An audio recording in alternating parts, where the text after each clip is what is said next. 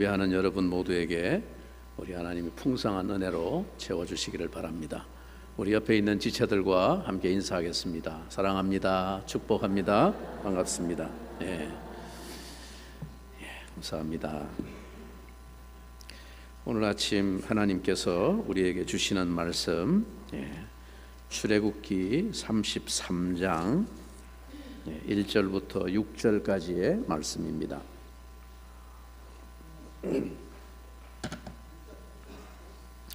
출애굽기 33장 1절부터 6절까지 말씀, 제가 먼저 하나님 말씀을 받들어 읽겠습니다. 여호와께서 모세에게 이르시되 너는 네가 애굽 땅에서 인도하여 낸 백성과 함께 여기를 떠나서 내가 아브라함과 이삭과 야곱에게 맹세하여 네 자손에게 주기로 한 그 땅으로 올라가라.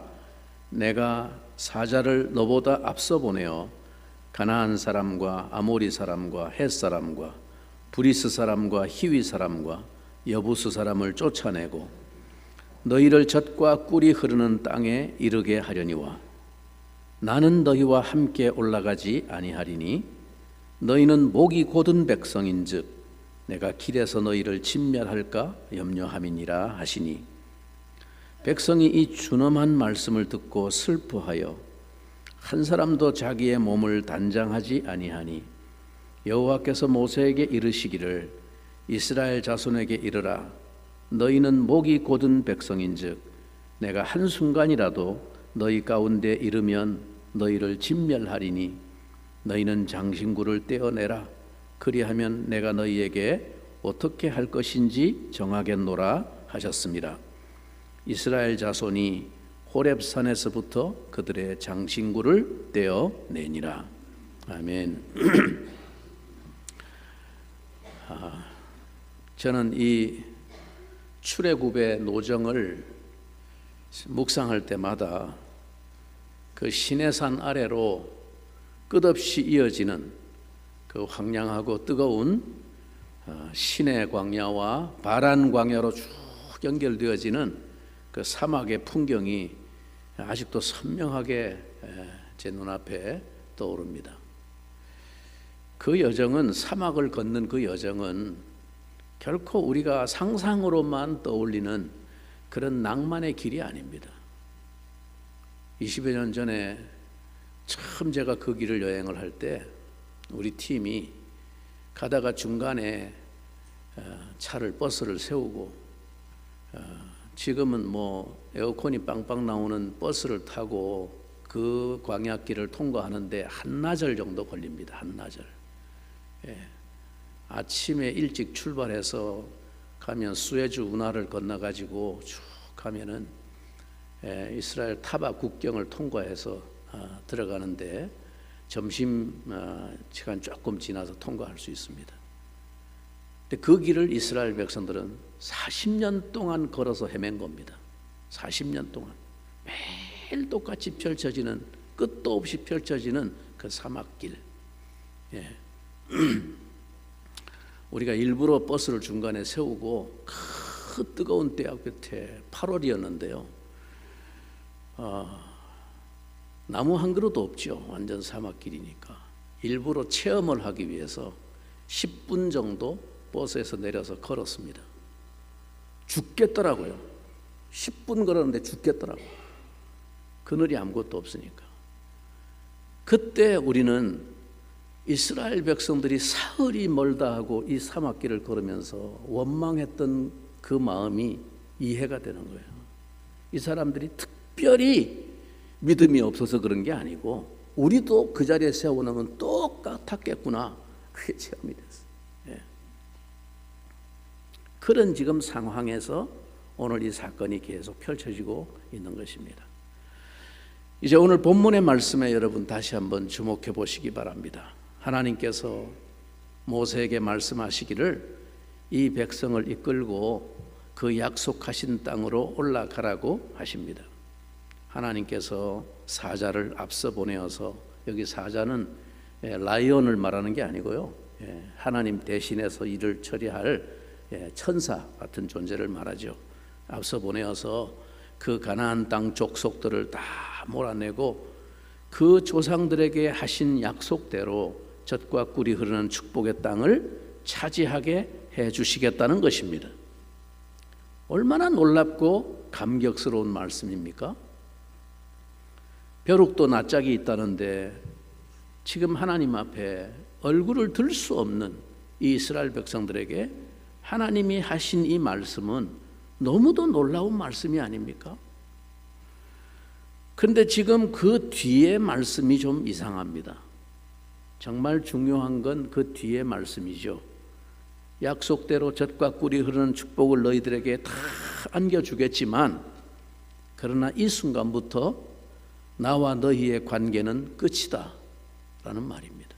자, 3절 말씀을 우리 한번 한 목소리로 읽어보겠습니다. 3절 너희로 젖과 꿀이 흐르는 땅에 이르게 하려니와 나는 너희와 함께 올라가지 아니하리니. 철없는 자식들이 머리가 좀 커지면 부모 말 안 듣습니다. 부모를 귀찮게 생각합니다. 부모는 필요하긴 필요한데 함께 있는 것은 귀찮아합니다. 부모가 주는 돈과 부모가 해주는 밥과 빨래는 필요한데 부모의 간섭이나 훈계는 싫어합니다. 여러분, 하나님께서는 이스라엘 백성들이 이 금송아지를 만들었을 때 그들이 진정으로 원한 것은 하나님이 아니라는 것을 아셨습니다.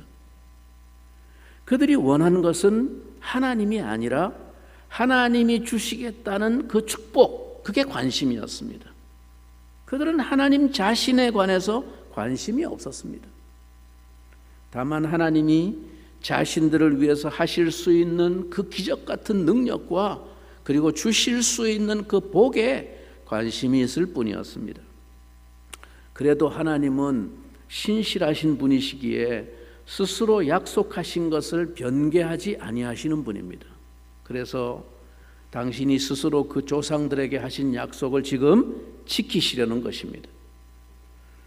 그러나 하나님은 이 목이 곧은 백성들과 더 이상 함께하고 싶어 하시지 않습니다.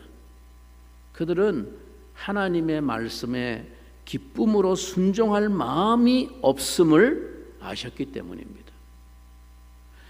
이스라엘 백성들이 모세를 따라서 애굽을 떠나온 것은 하나님을 바로 섬기고 하나님의 백성이 되기 위한 소원이 있어서가 아닙니다. 그들은 애굽의 노예살이에 쩔어서 소망 없이 살아가던 자들이었는데 그 고통의 신음을 들으시고 하나님이 모세를 통해 그들을 약속의 땅으로 불러내었습니다. 즉 그들은 애굽의 노예살이보다 나은 축복의 땅을 주겠다고 하니까 따라 나온 것입니다. 그런데 막상 나와 보니까 앞에 펼쳐지는 현실이 어땠습니까? 가도 끝은 보이지 않는 사막과 광야길입니다.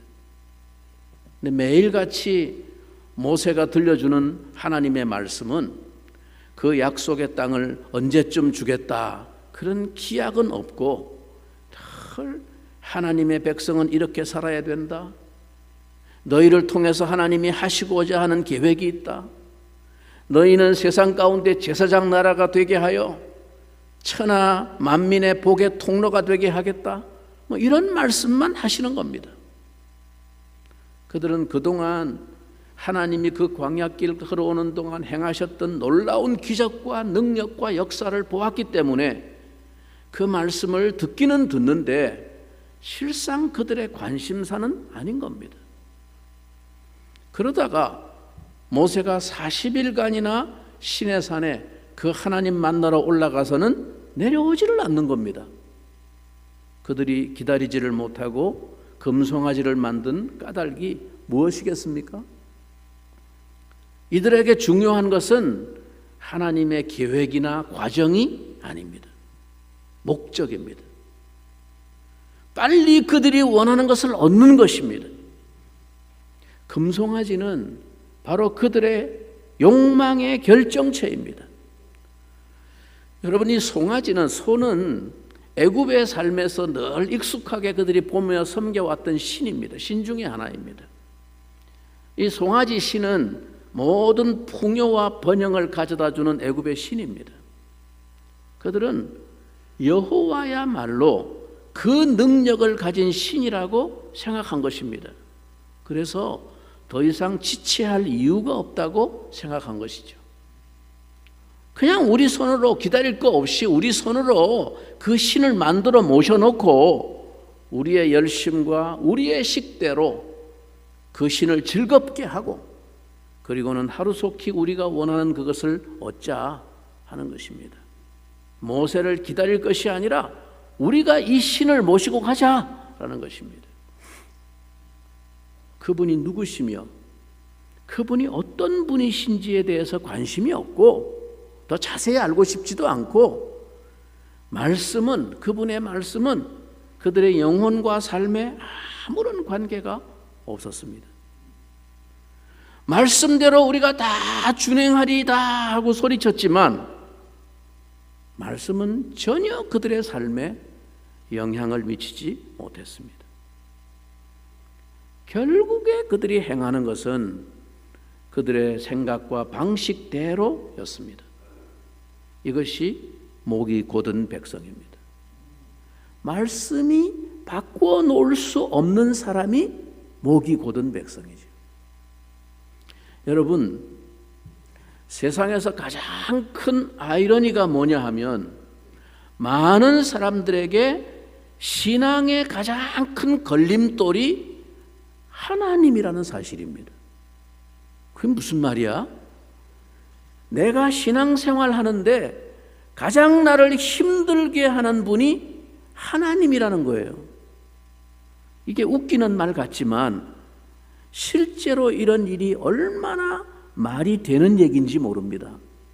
여러분 한번 생각해 보세요.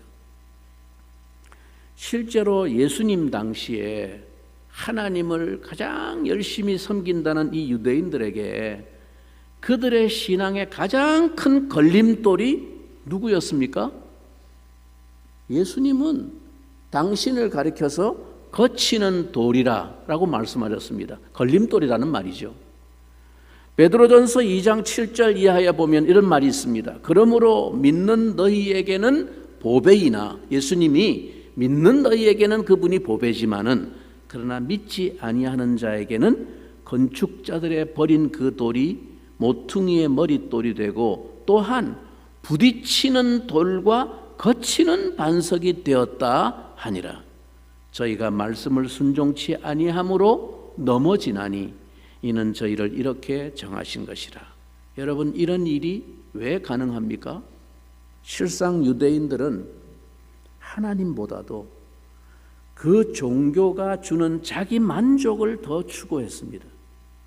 그런데 예수님이 그들의 신앙과 그 열심의 정체를 드러내시고 그들이 추구하는 그 하나님의 말씀과 상관없는 종교적인 자기 만족을 계속 부인하시고 깨뜨리시니까 그들에게 예수님이 부딪히는 돌과 거치는 반석이 된 것입니다.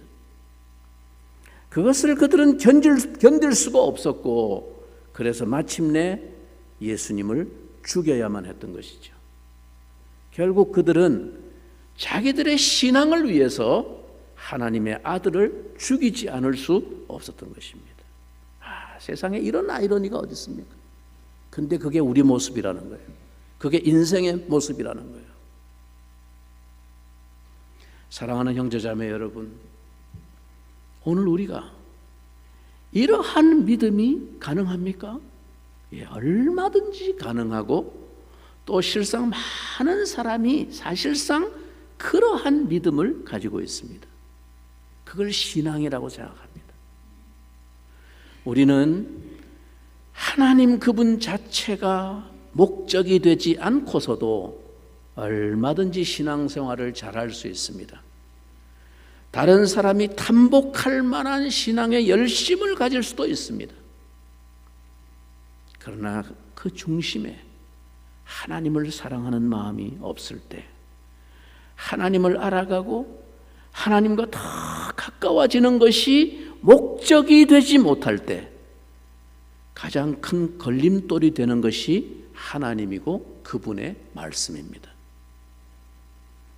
내 기대와 소원과 욕망과 축복이 목적이 되어 있는 신앙생활에 있어서 가장 큰 걸림돌, 거치는 반석은 바로 하나님입니다. 여러분, 왜 오늘 하나님이 이스라엘 백성들을 향해서 그 젖과 꿀이 흐르는 축복의 땅을 주시겠다고 하면서도 더 이상 그들과 함께 가시지 않겠다고 말씀하시는지 이해가 되십니까? 오늘 우리가 이 말씀 앞에서 겸손히 우리 자신의 신앙의 목적을, 초점을 살펴보아야 합니다. 우리가 예수님을 믿는 목적이 무엇입니까? 하나님 때문입니까? 아니면 하나님이 주실 수 있는 그 무엇 때문입니까? 여러분은 하나님 없는 복을 원하십니까? 아니면 여러분이 원하는 것을 얻지 못한다 하더라도 하나님을 알고 그와 관계가 깊어지고 교제하는 사람이 되기를 원하십니까? 진짜 중요한 본질을 알지 못하는 자는 떡고물이나 먹고 떨어지는 것입니다. 그게 오늘 하나님이 이스라엘 백성들에게 하는 말씀이에요. 내가 주겠다. 가나안 땅 주겠다. 아예 천사까지 먼저 보내가지고 싹 없애주겠다. 그러나 오늘로서 너하고 나는 끝이다. 나는 더 이상 너희들하고 같이 안 간다.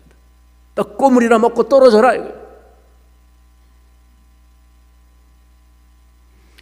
이들은 어차피 하나님의 백성이 되는 삶에 관심이 없고 그것을 향한 하나님의 계획과 그 영광에 대해 관심이 없기 때문에 하나님이 그 목적을 위해서 이끌어가고 계시는 그 과정이 지루하고 무의미한 것입니다.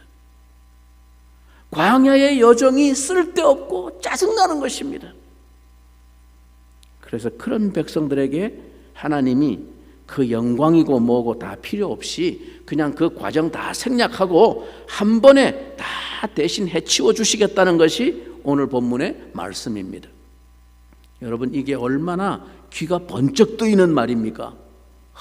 그 죽을 것 같은 사막의 그 고통의 시간 속에서 하나님이 단번에 그냥 싹 해결해 준다니까 이 귀가 번쩍 뜨이는 말씀 아닙니까? 얼마나 황송한 말씀입니까? 그런데 오늘 이 말씀에서 참으로 다행스러운 것은 이스라엘 백성들이 이 황송한 말씀을 듣고 기뻐하지 아니하고 어떻게 했다고요? 슬퍼했다. 만약에 이 말씀을 듣고 이스라엘 백성들이 기뻐 날뛰었다고 하면 이거는 정말 소망이 없는 인간입니다. 이 하나님의 마음이 뭔지를 모르는 거예요. 여러분, 우리 신앙생활에 있어서 목적이 중요할까요? 과정이 중요할까요? 어떤 면에서 목적보다 더 중요한 것이 과정입니다. 왜냐하면 우리가 생각하는 그 목적이라고 하는 것은 혹 하나님의 뜻과 일치하지 않는 목적일 수가 있기 때문입니다. 그러나 신앙의 과정 안에서 하나님과 함께하고 하나님을 경험하고 하나님을 알아가며 하나님에 의해서 어떤 목적을 향해 한 걸음씩 만들어져 가면 반드시 그 종국엔 하나님이 뜻하신 진정한 목적에 도달하게 되기 때문입니다. 그 과정 안에서는 어쩌면 우리가 원하는 것을 얻지 못할 수도 있습니다. 우리가 내 삶의 목적이라고 생각했던 그것이 내게 다가오지 않은 채 세월을 보내며 우리의 열정을 무색하게 할지도 모릅니다. 그러나 내가 성실하게 하나님이 이끄시고 빚으시는 그 과정 안에 거하기를 사모하며 기뻐할 때, 아니 내가 그 안에 있다는 그 사실 자체로 기뻐하고 감격하고 감사하는 삶을 살 때 우리는 어느새 하나님의 영광스러운 목적을 이루는 백성으로 그 자리에 서게 될 것입니다. 내가 생각했던 내 삶의 그 목적이 빨리 다가오지 않고 도대체가 이 광야와 같은 인생의 길이 끝이 없어 보일지라도 하루하루 나를 이끄시는 하나님의 그 과정 안에서 충실하며 그 말씀에 성실하게 순종해 갈 때 어느 날 우리는 그 영광의 사람으로 변하여 있을 것입니다. 그래서 신약에서 사도 바울은 하나님이 우리를 부르신 그 하나님의 목적을 이렇게 말합니다. 에베소 1장 12절에 이는 우리가 그리스도 안에서 전부터 바라던 그의 영광의 찬송이 되게 하려 하심이라. 하나님이 우리를 왜 택하여 부르셨다고요? 그 영광의 찬송이, 하나님의 영광의 찬송이 되게 하시려고. 영광의 찬송, 즉 영광의 꽃이 되게 하기 위해서입니다. 그 목적을 이루시기 위해서 하나님은 시간을 통해서 고난 가운데 우리를 연단하십니다. 긴 시간이 필요하고 과정이 필요합니다. 여러분, 앞서간 우리 믿음의 조상들을 생각해 보세요. 아브라함이 하나님의 약속을 받고 본향 땅을 떠났지만은, 여러분, 그가 하나님을 믿고 떠났다고 했지만 그의 믿음이 언제 제대로 완성되어집니까? 직사게 고생하다가, 그렇죠? 뜻대로 되는 게 없어. 이루어지는 게 없어. 100살이 넘어서야 마침내 그가 하나님께 전적인 승복을 합니다. 네 아들 독자 이삭을 바치라라고 말할 때 기꺼이 바칠 수 있을 만큼 전적인 하나님을 향한 믿음을 그때 이루게 됩니다. 여러분, 야곱의 생애를 잘 아시죠?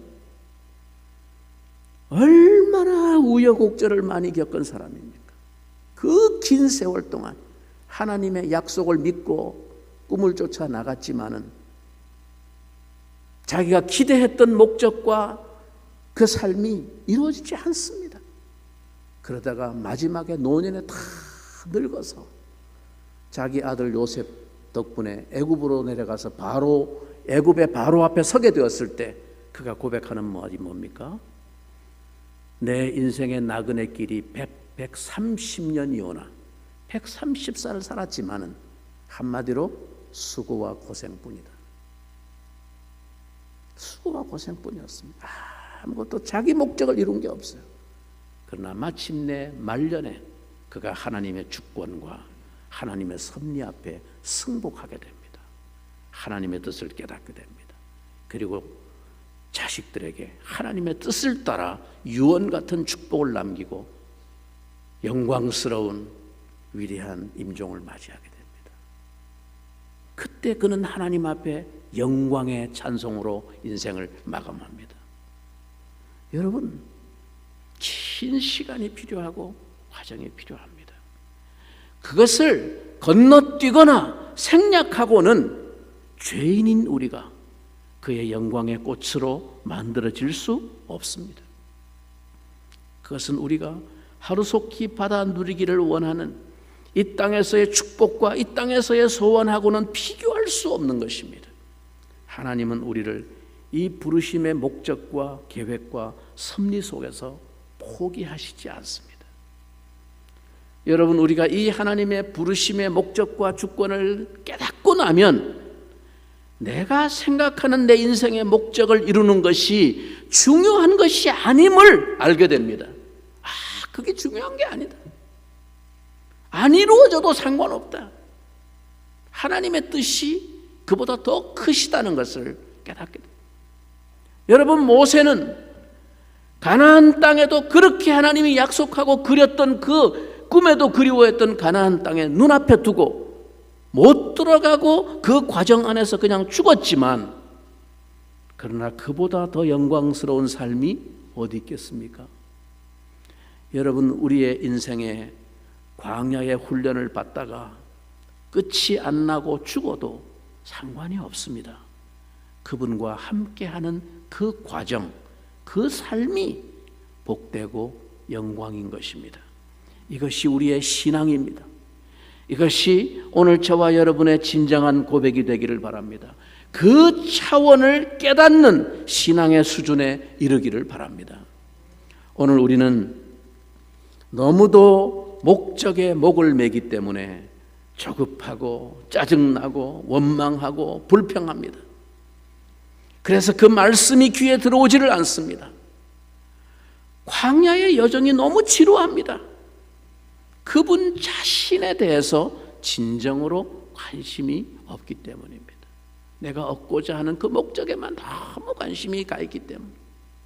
여러분, 오늘 우리의 신앙에는 결과 그 자체보다도 하나님과 함께 걷는 과정에서 그분을 느끼고 체험하고 알아가는 것이 중요합니다. 그래서 나도 모르게 그분을 닮아가고 그분처럼 살아가게 되는 그분의 백성이 되는 그것이 중요합니다. 그 안에서 깨달음이 있고 은혜가 있고 성장이 있고 감격이 있는 것입니다. 여러분, 하나님이 힘센 천사를 하나 앞서 보내시면 결과는 일사천리로 주어질 수 있습니다. 그러나 그 과정에서 얻는 것은 아무것도 없습니다. 과정이 다 생략되어 버렸기 때문에 오직 결과만 얻고 그것으로 끝입니다. 그러나 결국 하나님 없는 그것은 축복이 아니라 저주로 끝납니다. 우리는 과정 없이 주어진 축복 때문에 망가지는 인생을 얼마든지 흔하게 볼 수 있습니다. 그런데 여러분, 참으로 다행스럽게도 이스라엘 백성들이 이 황송한 말씀을 듣고 기뻐하지 아니하고 슬퍼했습니다. 백성이 이 황송한 말씀을 듣고 슬퍼하여 한 사람도 그 몸을 단장하지 아니했습니다. 백성들이 3,000명이나 죽는 것을 보고서야 정신을 차린 것입니다. 비로소 그들은 자신들이 한 행위에 심각한 죄의 무게와 깊이를 느낀 것입니다.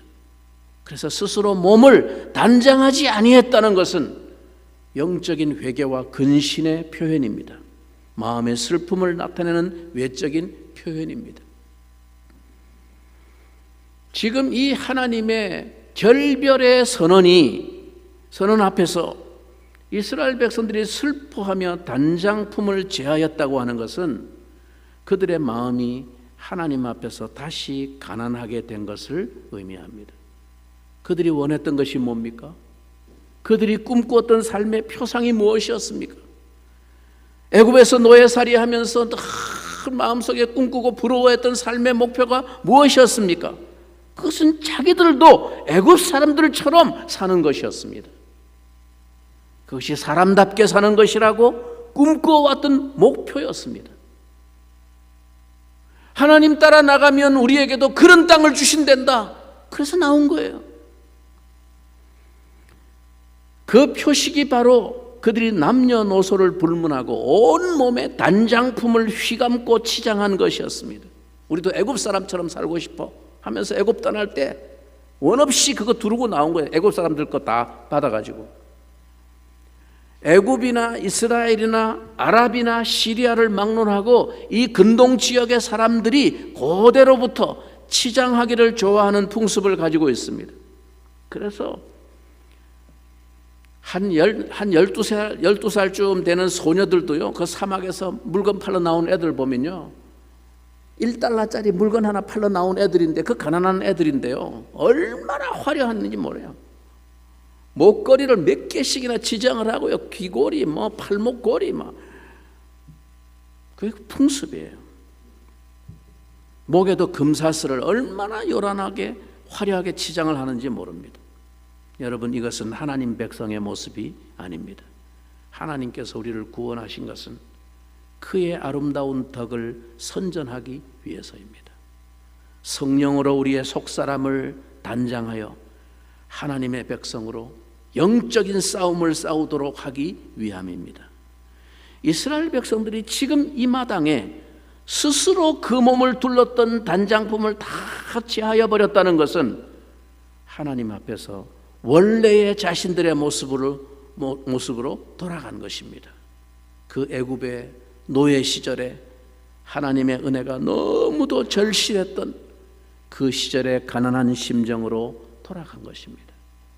그런데 하나님께서 이스라엘의 이 작은 근신의 모습을 보고 기뻐하셨습니다.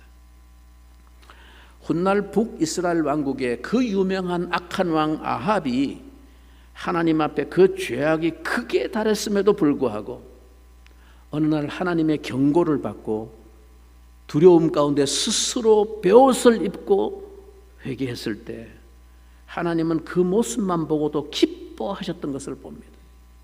그리고 하나님은 당신의 종 엘리야 선지자에게 기뻐하시면서 이렇게 물으십니다. 예, 아합아, 저 아합이 베옷을 입은 것을 너 보았느냐? 하고 엘리야에게 말합니다. 하나님이 기뻐가지고. 그리고는 그 모습 하나 때문에 재앙을 내리지 아니하시고 그 아들 때까지 연기해 주셨습니다. 우리 하나님은 그런 분이십니다. 엄청난 우리의 죄악에도 불구하고 우리가 아주 작은 뉘우침의 모습만 보여도 그것을 보시고 기뻐하시며 마음을 돌이키시는 하나님, 용서하시고 싶어서 작은 빌미라도 우리에게서 찾으시는 하나님이십니다.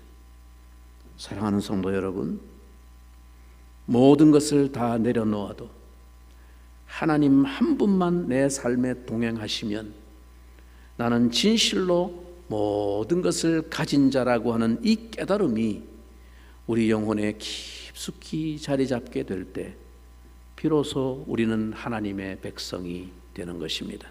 이것이 광야의 삶에서 얻는 교훈입니다.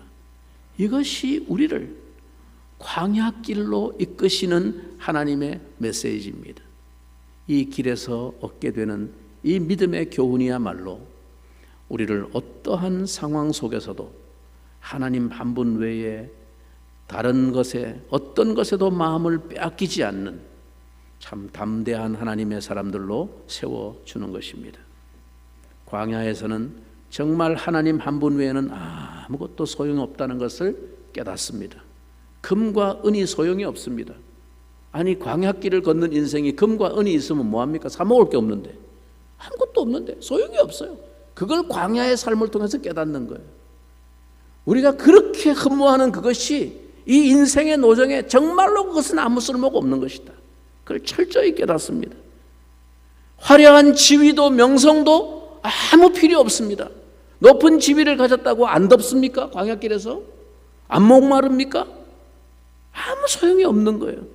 인간의 자랑이라고 생각했던 삶의 화려한 내 지위나 권세나 근본적으로 광야의 길을 걷는 인생의 노정에 그것이 아무것도 아니라는 것을 체험하고 깨닫는 것이 광야의 길입니다. 광야의 길에 필요한 건 뭡니까? 그냥 오직 나의 우편에서 그늘이 되어주시는 한 조각 하나님의 구름만이 광야의 삶에서는 가장 절실한 가치가 되는 것입니다. 그 떼약빛 사막을 걸어가는데 구름이 잠깐 위에 끼면 얼마나 시원한지 몰라요. 하나님이 드리워 주시는 내 우편에서 그늘이 되어 주시는, 나와 동행해 주시는 그 구름 한 조각만이 하나님의 은혜임을 깨닫게 되는 것이죠. 비 한 방울도 내리지 않는 끝없는 사막길에서, 그러나 가다가 보면 큰 바위 및 숨겨진 하나님의 샘물로 우리를 인도해 가시는 그 하나님의 손길만이 가장 목이 메는 감격이 되는 것입니다. 메마른 땅을 종일 걸어가도 나 피곤치 아니하며 저 위험한 곳 내가 이를 때면 큰 바위에 숨기시고 주 손으로 덮으시네. 이것은 광야의 길을 그분과 함께 걷는 자만이 얻게 되는 영혼의 노래입니다. 여러분, 오늘 우리들의 삶에는 얼마나 많은 단장품들이 있는지 모릅니다. 우리의 시야를 흐리게 만들고 하나님께 오롯이 집중하지 못하게 만들고 끊임없이 내 정신과 삶의 목표를 세속화시키는, 그래서 우리의 신앙조차도 내 욕망과 목적을 위한 수단으로 전락시켜버리는 무서운 집착의 단장품들이, 요소들이 얼마나 이 광야의 삶을 더 힘겹게 만들고 짜증스럽게 만들고 불편하게 만드는지 모릅니다. 성도 여러분, 진실로 하나님 그분 자신과만 동행하기 위하여 그와 함께 걷는 이 광야의 과정이 내가 그 안에 머물고 있다는 그 사실만으로 그냥 감격하고 꿈과 비전을 가질 수 있기를 바랍니다. 하나님은 우리를 빚어서 당신의 영광의 찬송이 되게 하시기까지 우리를 포기하시지 않으십니다. 광야는 우리의 삶에 참으로 하나님 한 분 외에는 다른 모든 것을 다 내려놓게 만드는 하나님의 축복의 도상입니다. 이것이 우리를 마침내 영광스러운 하나님의 백성으로 만들어 갈 것입니다. 이 축복이 새 한 해 동안 신앙의 초점과 눈을 새롭게 하는 여러분들에게 주어지기를 주님의 이름으로 축원합니다. 우리 같이 한번 기도하겠습니다. 하나님, 눈 뜨면 또 똑같이 어제와 같이 고달픈 인생길 펼쳐지는 광야와 같은 이 세상 속에서 하나님 아버지, 우리의 믿음의 시선이 낙심되지 않도록 하나님의 부르신 영광의 부르심을 바라볼 수 있는 영혼의 눈을 뜨게 해 주시옵소서. 내 곁에 동행하시며 지치고 고달플 때 한 조각 구름으로 나를 덮어주시고 큰 바위 및 샘 솟는 곳으로 내 걸음을 인도해 가시는 주님, 그 주님과 함께 걷는 이 과정이 감격이 되고 감사가 되도록 하나님 은혜를 주시옵소서. 같이 한번 잠시 기도합니다. 살아계신 아버지 하나님, 감사합니다. 오늘도